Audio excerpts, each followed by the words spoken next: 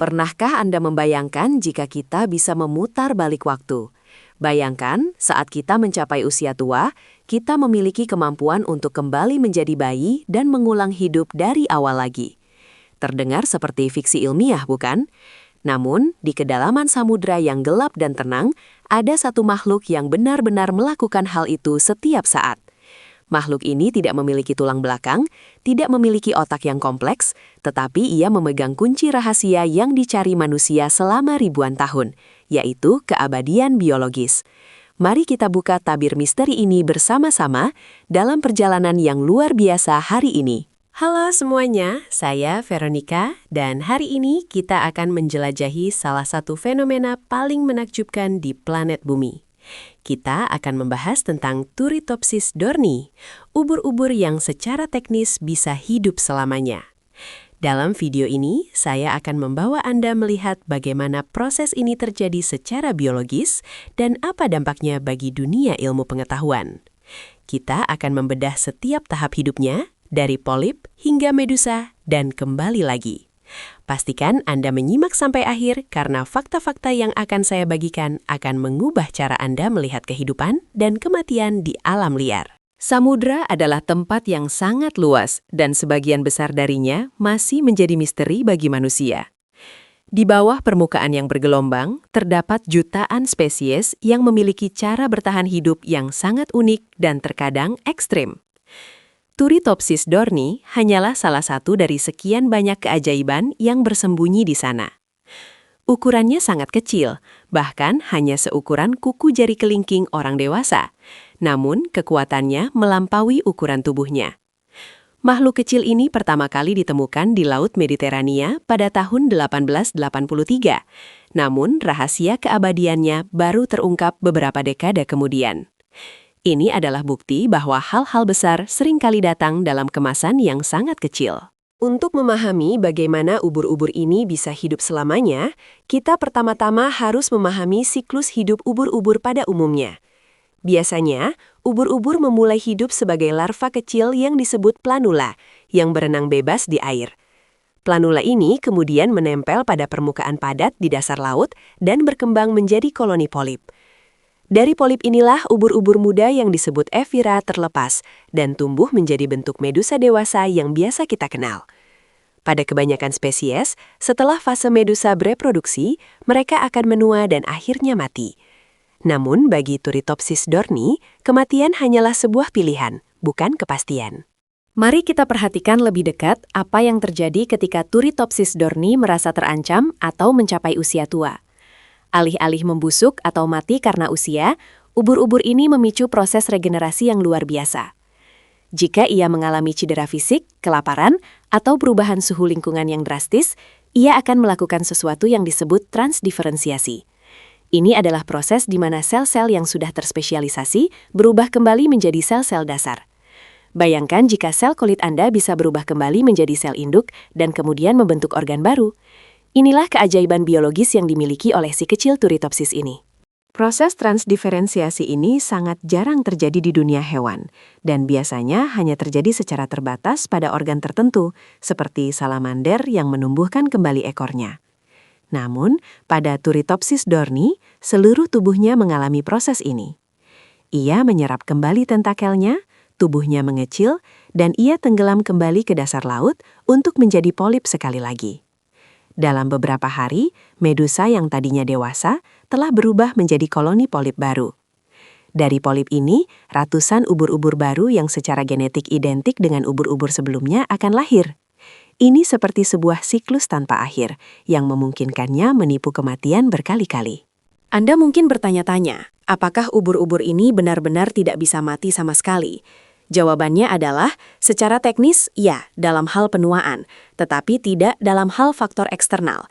Di alam liar, mereka tetap menghadapi ancaman besar dari predator seperti ikan, kura-kura, atau bahkan ubur-ubur yang lebih besar.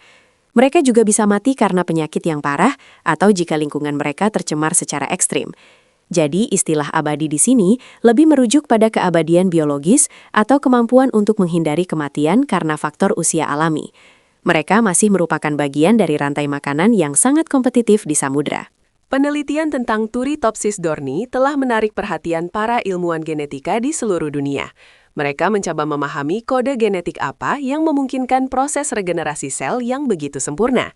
Jika kita bisa memahami mekanisme ini, bayangkan potensi aplikasinya bagi kesehatan manusia.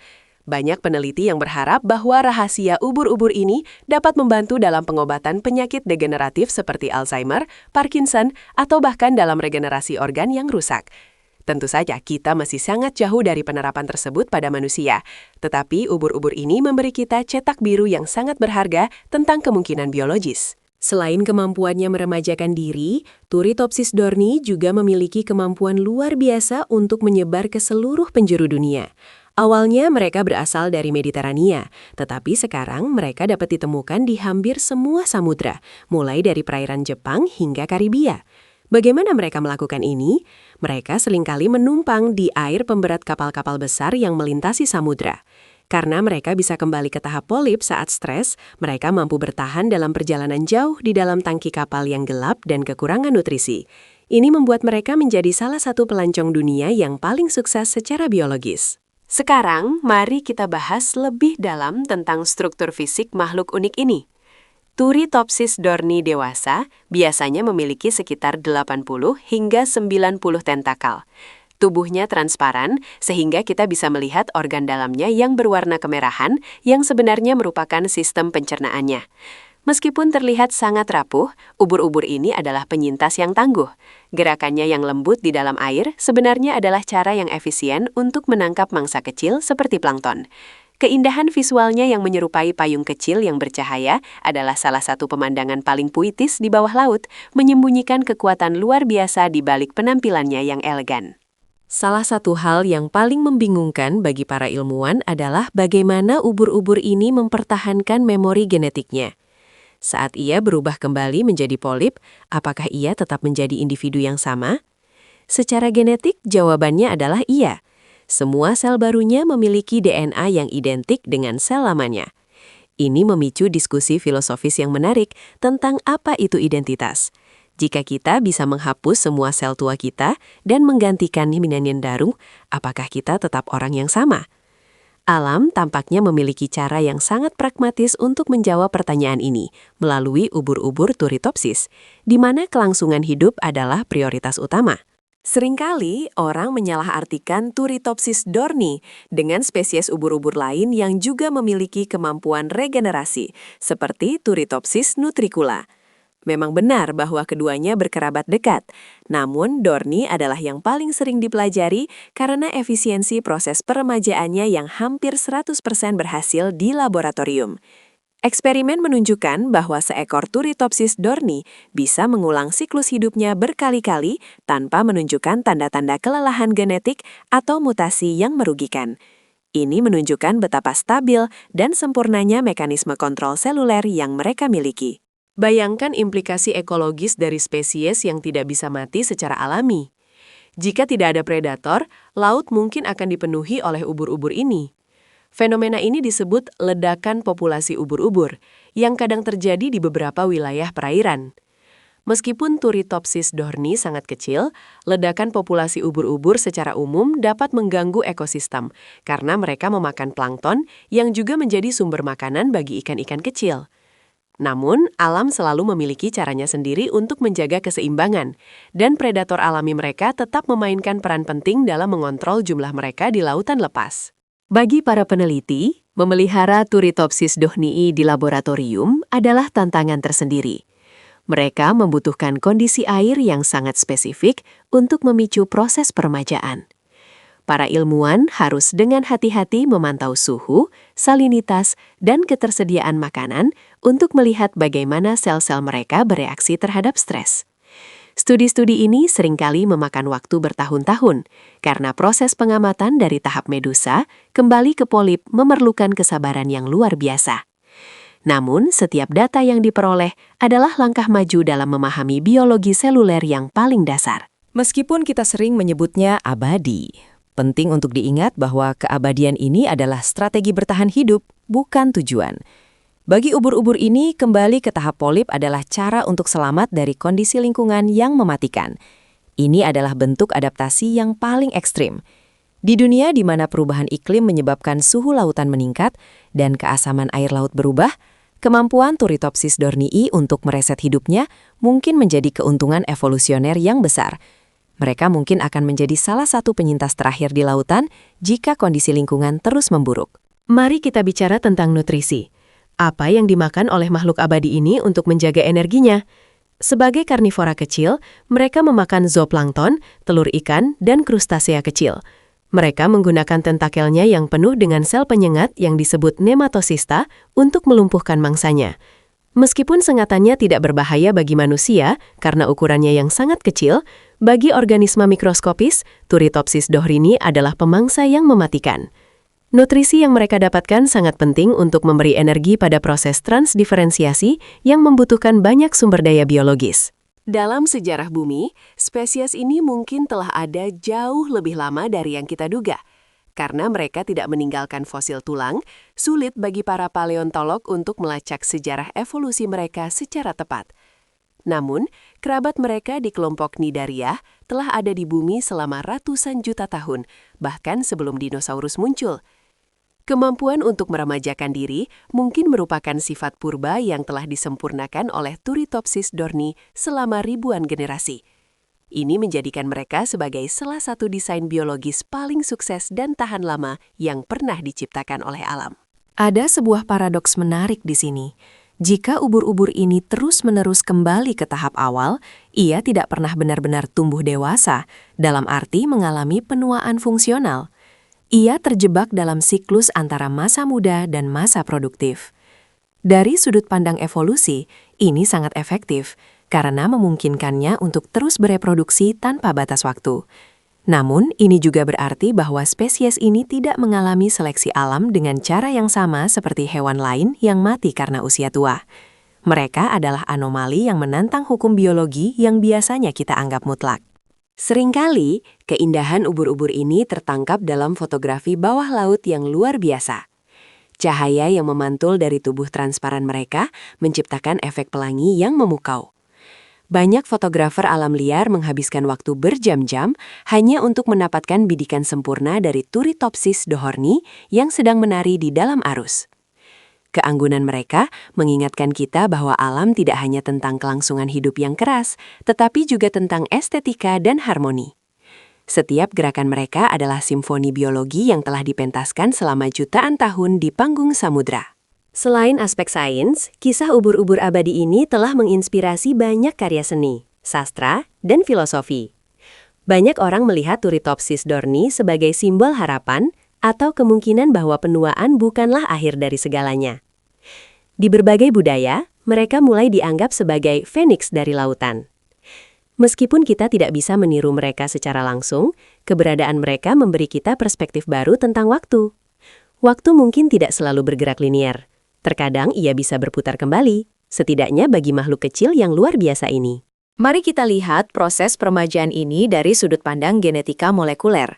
Para ilmuwan telah menemukan bahwa selama transdiferensiasi, ekspresi gen tertentu diatur ulang secara total. Gen yang biasanya aktif pada fase medusa dewasa dimatikan, sementara gen yang aktif pada fase polip muda dihidupkan kembali. Ini adalah kontrol epigenetik yang sangat rumit.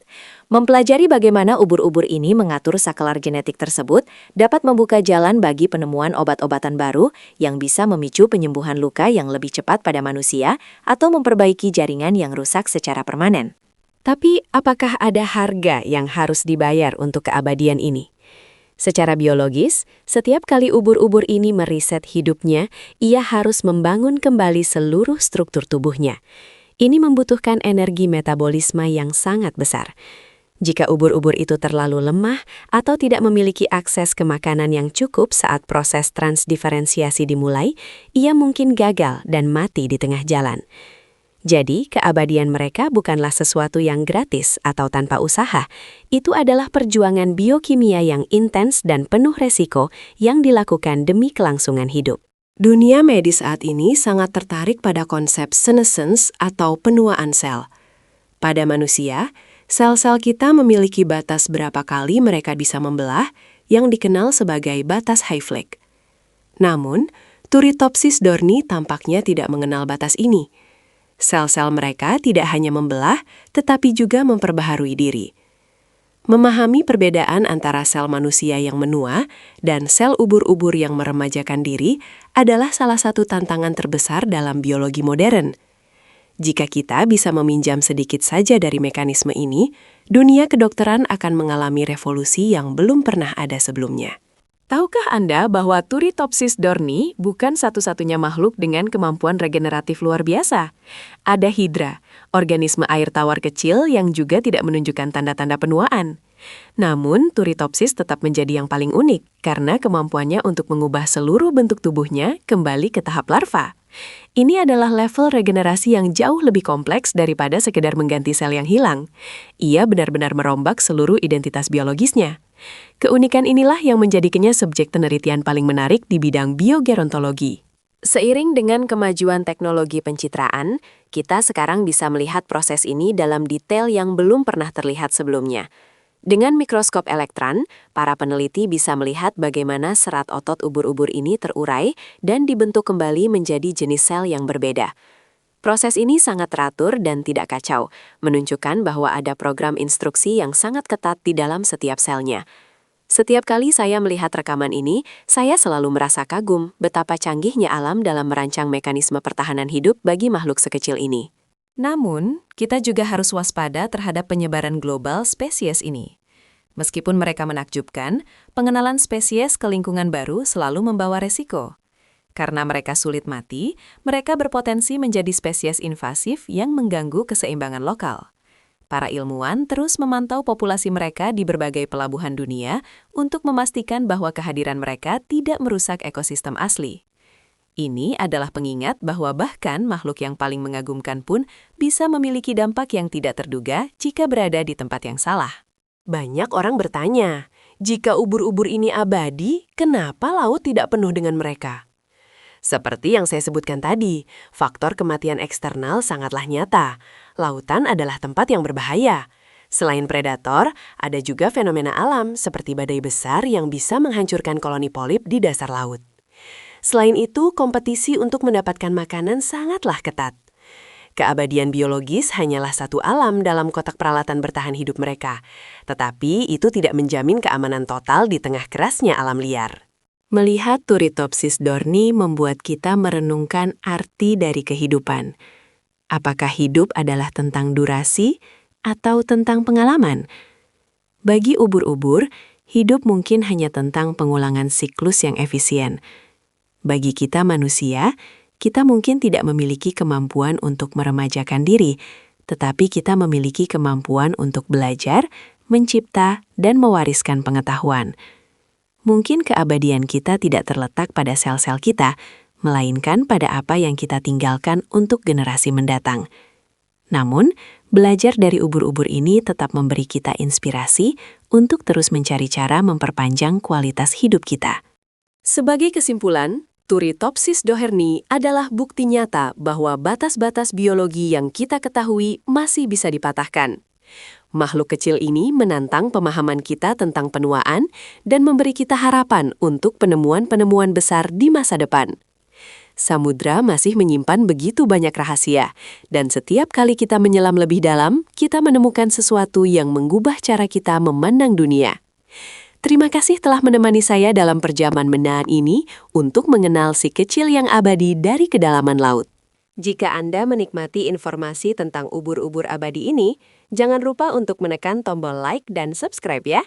Saya ingin tahu pendapat Anda di kolom komentar. Menurut Anda, apakah manusia suatu saat nanti bisa meniru kemampuan ubur-ubur ini? Bagikan video ini ke teman-teman kalian yang suka dengan sains dan keajaiban alam. Sampai jumpa di video seru lainnya. Tetaplah penasaran dan teruslah menjelajah. Jangan lupa like and subscribe untuk update seru lainnya.